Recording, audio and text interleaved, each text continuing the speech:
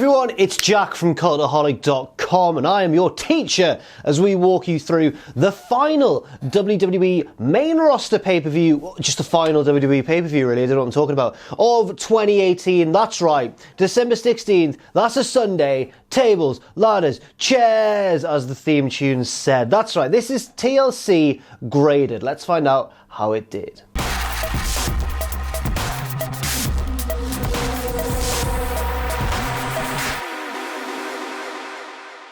So before we start, this was a long show. Myself and the lads here at Cultaholic.com are very tired. And as for the lasses, there's only Jen at the moment, and I think she's probably quite tired as well. She did a tweet saying that she got MWI, which apparently means Madwe, which is Scottish for a little bit tipsy, I believe. So hope she's all right. Yeah, this was a long show. There were 12 matches in all, 2 on the pre-show and 10 on the main show. 10 matches on the main portion of the show. We're going to walk through each one and assign each one a grade, but man, this was a long show and felt it as well. But that makes it sound a bit more negative than I think it actually was. It was all right. There was good stuff in there, but it did feel long. We kicked things off on the pre-show with Buddy Murphy versus Cedric Alexander for the Cruiserweight Championship, and I was disappointed to see it on the pre-show rather than the main show. Of course I was. I think there were maybe some matches on the main show that didn't really deserve to be on the main show as much as this match would have done, but it was still a good match, and I guess the fact that it was on the pre-show meant that non-subscribers could also watch it, which I believe Adam Pacini pointed out first of all. So yeah, I do understand it. I don't necessarily agree with it, but I think that Buddy and Cedric did a good job. First and foremost, there were a few little things in this match that threw me off. There was the weird, I guess they hadn't yet set up the hard cam, or they maybe had some issues with it that they needed to fix before the main portion of the show, but the camera angles in this were very strange. Rather than the hard cam, we just had a cameraman on the floor, like the hard cam side of things, and it made the action feel really much too close up. It was a bit of a claustrophobic match. I also felt like the referee was counting really quickly. I don't know if anyone else noticed that. That was actually a theme throughout the night, I guess. But anyway, it was a good match anyway. There was lots of hard-hitting, scary-looking spots at times, particularly Cedric's Death Valley driver on the apron onto Buddy Murphy. But it was Buddy who retained, hitting Murphy's Law, which I think was the right decision. I think that since he won at Super Showdown, he hasn't had the belt for too long, and I'd like to see it continue, just to keep that belt seeming really prestigious and stuff. It's not a belt they hot potato around a lot, and I'd like to see it kept that way. I'm going to give this match a B+. I thought that it was good.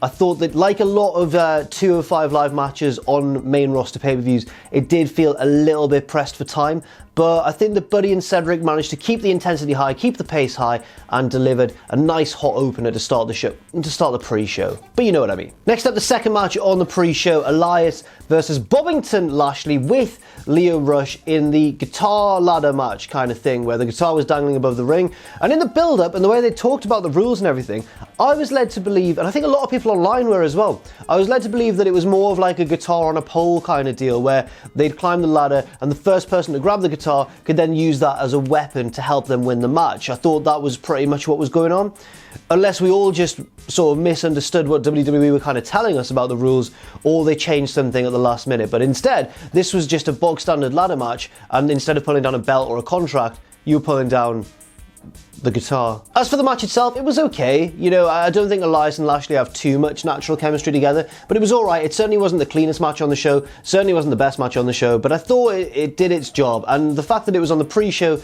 meant that it didn't have to be, you know, perfect to get over well with the crowd, I suppose. Elias picked up the win, which I was surprised at. I thought Bobby Lashley was going to win, but I like seeing Elias get a bit more of a continued push as a babyface. He pulled the guitar down, but then after the match, Lashley got his heat back. He and Lio Rush beat up poor Elias. Mainly Bobby Lashley doing most of the beating up, in fairness. I'm going to give this match a C+, which sounds a little bit harsh actually now I think about it, but no, there were a few little dead bits, I guess. The crowd weren't as into it as they were for the Cruiserweight Championship match, but it was still alright. You know, nothing went wrong. There were a few times when I thought, ooh, that ladder's going to fall the wrong way, it's going to land on someone, or ooh, this spot looks like it's going to be a bit messy. But by and large, they managed to get through it, and it was totally fine. I like that Elias won. Wasn't wild about Lashley getting his heat back afterwards, but I can see why they did it. Now we move on to the main portion of the show and the finals of the Mixed Match Challenge. Oh, it's over finally. I'm so relieved. I was so confused trying to keep track of all of the injuries and temporary replacements for partners and permanent replacements and teams switching around, and I didn't really even understand the format. I knew that it was a round robin and then there was going to be like a head-to-head at the end, but I wasn't sure if it was just a final or if there was going to be semi-finals. I got confused. And can you blame me for getting confused? Because let's be honest, this tournament was a little bit of a mess. Just a tiny bit of a mess. But we got the final match of Season 2 of the Mixed Match Challenge to open TLC properly. This was alright. It was Carmella and R-Truth, and their entrance was, as the kids say these days, lit. It was popping. Carmella and Truth obviously had rehearsed a duet version of R-Truth's rap. I actually really enjoyed it. I love R-Truth. He got a monster pop coming out too against Alicia Fox and Jinder Mahal. I think most people expected Carmella and R-Truth to win, and they did. The match was a little bit ragged, I'll be honest. There were a few strange little miscommunications, especially the finish where Alicia Fox kind of rolled Carmella into a pinning predicament and she kind of rolled Alicia Fox into the Code of Silence to get the submission victory. But I think it was the right decision, and I enjoyed the reveal afterwards that not only do they win, the entrant in each respective Royal Rumble at number 30, but also R-Truth deciding that the location they're going to go to for their all-expenses-paid vacation that they've won is Stamford, Connecticut, to WWE head offices.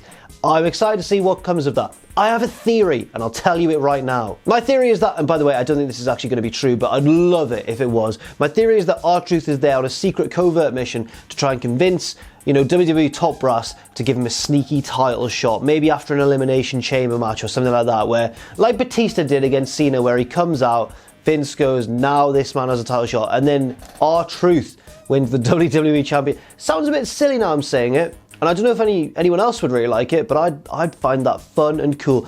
I just like the idea of R-Truth not actually being so zany and wacky after all. He's got a plan. He's a man with a plan. He is the man with a plan. That's Brian Kendrick. So yeah, the match gets a C-. It was pretty sloppy. The finish was a bit sloppy as well, which I didn't like, but it was fun and it made sense and it wasn't too long. No major complaints. Next up, the 3-team tag team match kind of thing, but it wasn't a triple threat, as I incorrectly pointed out on Twitter, because there wasn't 3 wrestlers in the ring at the same time. It was just sort of a standard tag match. There just happened to be 3 teams between the Usos, the Bar, and the New Day for the Bar's SmackDown Tag Team Championship. This was good. I enjoyed this match more than I thought I would, actually, because sometimes for me the SmackDown Tag Team division can kind of go under the radar a little bit just because it's so dominated by New Day and the Usos. But I think their domination actually helped make this one of the less predictable matches of TLC. It was pretty cool. I think everyone thought that either the Usos or the New Day were going to win, but the Bar actually retained, and it was clean as well. I like that it was clean. There's not enough of heels winning clean in modern day WWE, unless your name's Brock Lesnar, I suppose. I'm going to give it a B+. It was good. There was fast-paced action. They managed to get around the problem of why would the third team even ever be tagged in with the Usos doing a blind tag. There were lots of super kicks, which is always fun. There were lots of cool little quirky spots that you couldn't do in a standard tag team match, but you could do in a 3-team, whatever this was, a 3-team tag team scrambly match. B+. And I enjoyed it. Next up, one of the matches I was most intrigued by before the show, Baron Corbin versus Braun Strowman. And if Corbin wins, he becomes the permanent general manager. If he loses, then he's scrapped from being the general manager of Raw altogether. He's got no authority anymore. If Strowman wins, he gets a title shot against Brock Lesnar at the Rimble, as OSW Review call it. I don't know why they call it that, but I think it's funny. The Royal Rimble is funny. It's funnier that way. Let's do that from now on. First of all, a nice little thing that I want to point out. Hopefully Ross mentions it on WTF Moments because it was funny. Heath Slater gets a nice close-up before the match starts because he's the referee for this match after being made a ref by Baron Corbin. And he doesn't realise he's on camera. He's obviously meant to be looking all sad and forlorn. And he's just laughing and joking with one of his mates in the crowd. He's like going, ha ha ha. And then the ref or someone, not the ref, he was the ref, the ring announcer or someone goes, you're on camera. And he goes like, This was obviously more of an angle than a match, I suppose. Obviously, if you've seen it, you know what happened. Braun Strowman came out at the count of about 8 or something when he was about to forfeit the match and said, no, you've forgotten that a TLC match means also no DQ rules, so I can just get all these babyfaces to help me. And then the camera panned round to the babyface that everyone wanted to see the most, Apollo effing Crews. He's come to save the day. There were more. There was like Rude and Gable, and Kurt Angle came out and had a proper entrance, and everyone hit their finishers on Corbin, and then Strowman. Heath Slater even took his referee shirt off and he got involved as well. And then eventually Strowman got the easy victory despite being in a sling. And I'm struggling. This is one of those rare occasions where I'm going to have to use the question mark grade because it wasn't much of a match. It was more of an angle. And it was satisfying in one sense because Corbin got his comeuppance and everything. But on the other hand, I do feel like this is part of WWE's idea of trying to get us to blame Corbin for Raw being bad. It's like, oh, look at him, he's ruined Raw, now he's getting punished for it. And I guess tomorrow as well on Raw, Vince is going to come out and go like, it's all your fault, Baron. I'm just going to be there thinking, it's not Baron's fault. He's a character. On the TV show. Next up, Natalya versus Ruby Riott in a tables match, and this was, I'm going to describe this as the match that it had to be. Do you remember the whole Piggy James angle? No one really likes to remember it, but do you remember it?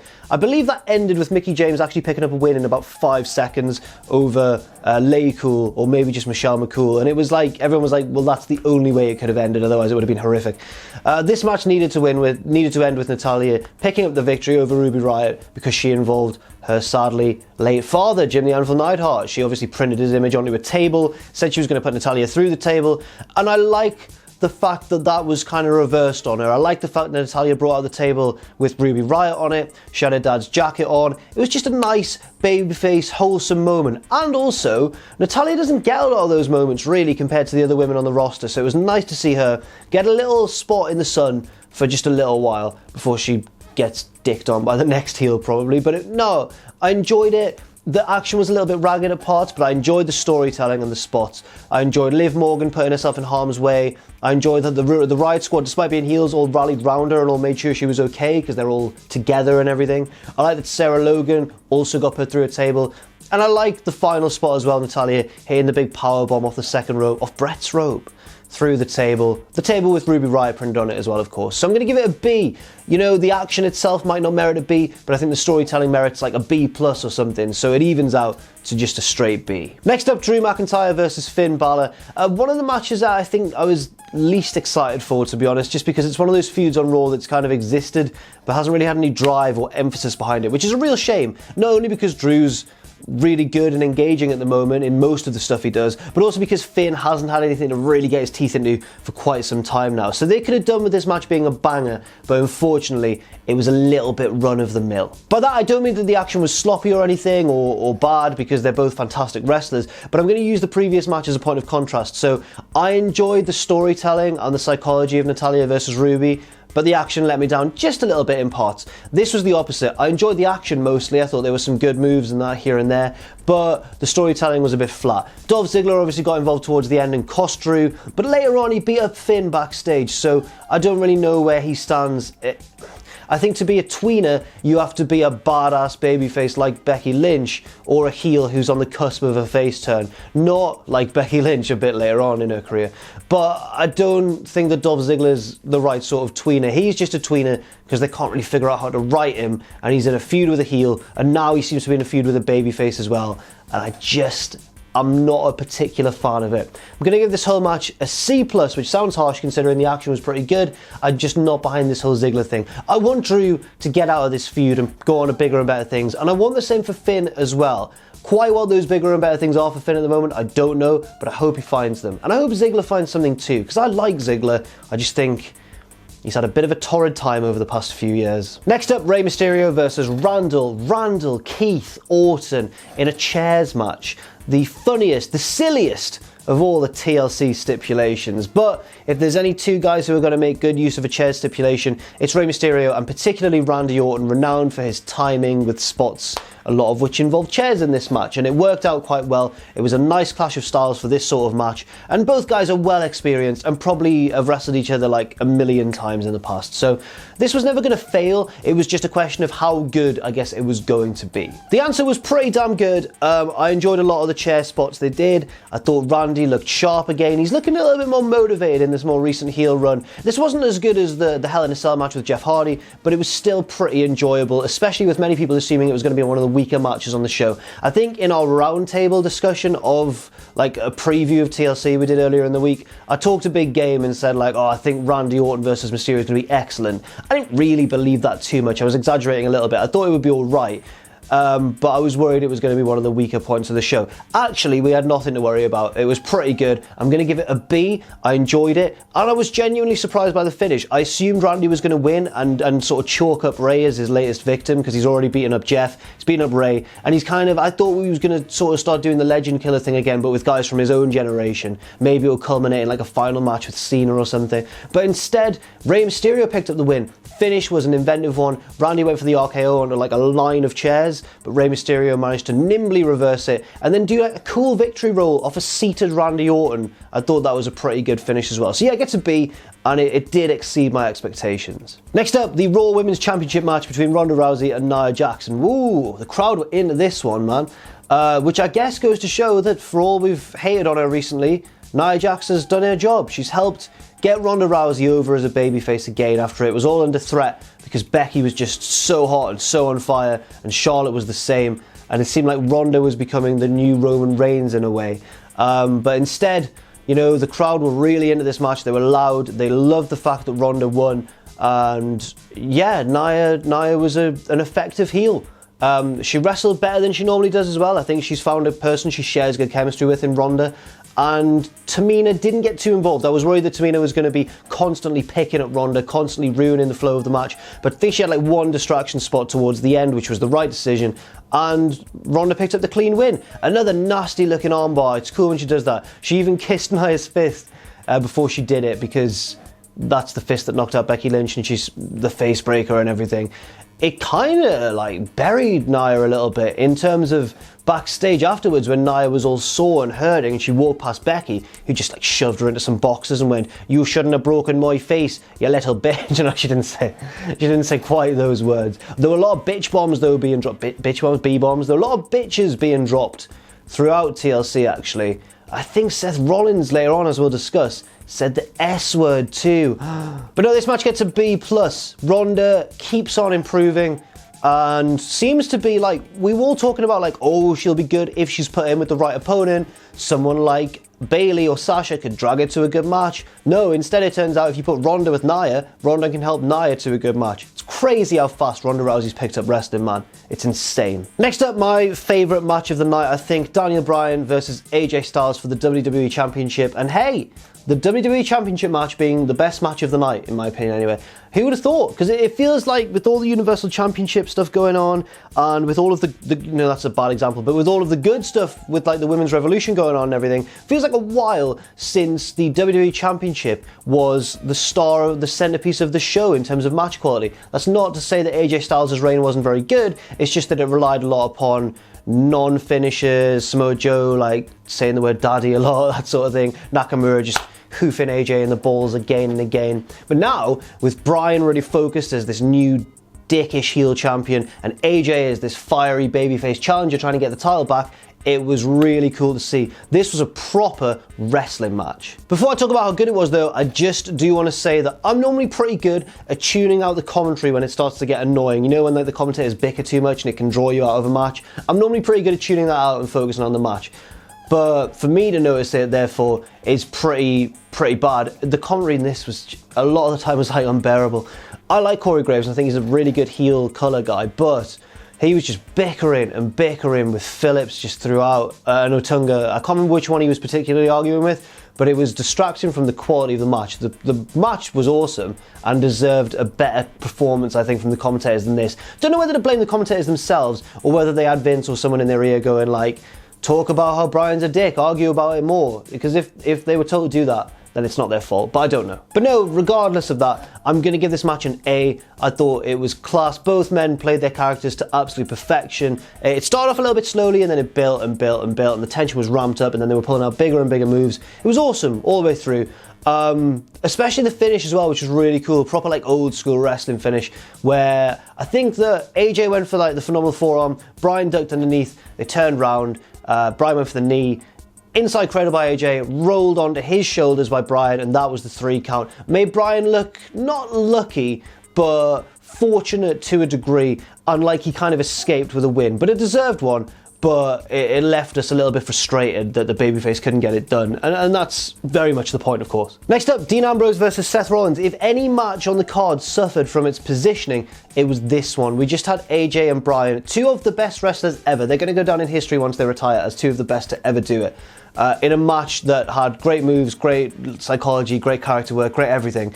Then we had Rollins and Ambrose, who are both really good wrestlers, but the crowd were burnt out from the last match. This was meant to be like the intense personal feud and stuff, so it wasn't as flashy moves-wise a lot of the time, and it did suffer because of the crowd. They were wanting something a bit more. It felt like this match was missing something. I'm not quite certain what it was, but the positioning of it on the card didn't help the lads in the ring. Again, commentary were pretty annoying on this one. Graves arguing with Renee Young about what's Dean thinking and stuff, and then Renee and Cole are like, be a professional, Corey, she's trying to do her job. And I was just like, I get it, I do get it, but there's enough of a story going on in the ring that I don't need this as well. Unless Renee was going to be involved in the finish, but she wasn't, so didn't really see the point of that.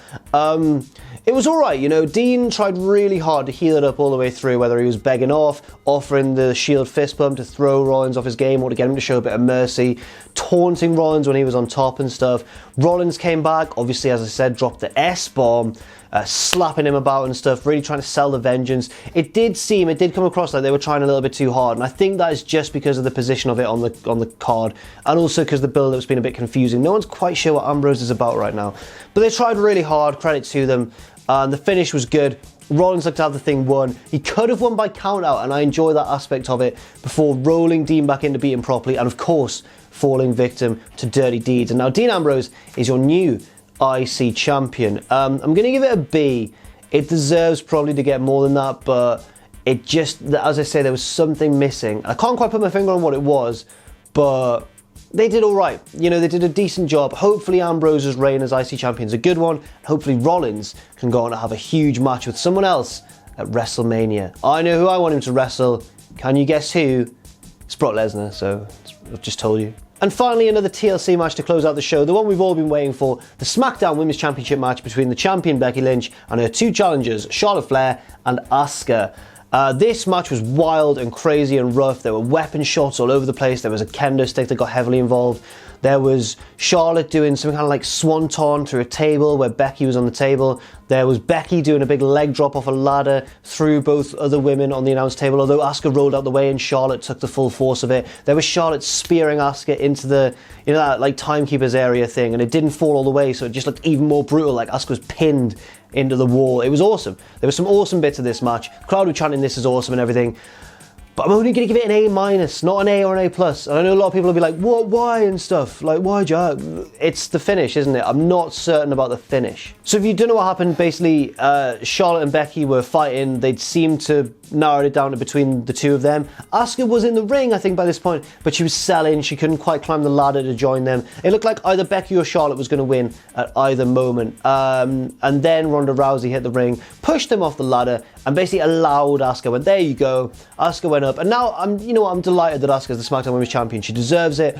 I was really sad when she won the Rumble, and then I get that she lost to Charlotte, and that's fine. It was the slump afterwards that I didn't enjoy. I'm delighted that she's back on top now. I think it's great. I think she's one of the best wrestlers in the company, but at the same time, it feels like Ronda allowed her to win. It feels like Ronda kind of handed her the win and she got a little bit lucky, and I can't quite get behind that. It's not the victory for Asuka that we all wanted to see. I'd get it if Ronda came out and maybe cost Becky to set up that WrestleMania match we all want, or cost Charlotte for going wild on her with a kendo stick, but just cost one of them and then Asuka still had someone to beat, you know. But instead we got Asuka winning because of Ronda. So I don't quite know, but the match on the whole was great. As I say, an A- grade, and all three women absolutely busted their asses to give us a good show to close the night. So yeah, not much more to say on that front. Let's move on to the overall grade. So overall, I'm going to give TLC a B. That sounds a little bit harsh, but I have two reasons for that, right? So first of all, I'll just talk about why it was good and why it deserves a B. There were some excellent matches. AJ Bryan was great. The main event was great. Not too certain about the finish yet. We'll see how it pans out. But apart from that, it was long. That's my first point. 12 matches, as I say. It was a bit of a slog to get through. And my second point is that I don't think that the TLC stipulation was used well enough. I think there were only 2 TLC matches on the card, but one was basically an angle.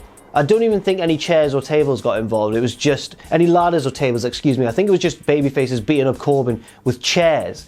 That wasn't a good use of the stip. The main event was a good use of the stipulation, but I think another match would have benefited from having a full TLC stipulation rather than just like ladders or tables or chairs. I think that match probably would have been Ambrose versus Rollins, and then you could have put that earlier in the card. It wouldn't have suffered from going after Bryan versus AJ. But anyway, that's a lot of variables to think about. It was a slog of a show, but there were good points here and there. And nothing really was bad. It was pretty consistent from start to finish. So I think a B is a fair grade. I do feel a little bit harsh, but that Ronda finish just tainted it a little bit at the end slightly. Yeah. So that's it for TLC Graded. Thank you very much for watching. What an eventful night, I guess. An eventful way to cap off 2018 in terms of pay-per-views for WWE. Thanks again for watching. I've been Jack from Cultaholic.com. You can follow me on Twitter if you want to, at Jack the Jobber. You can follow all of us at Cultaholic, and check out our Patreon too, patreon.com/Cultaholic. And never forget, of course, if you haven't done so already, to hit subscribe and to join us.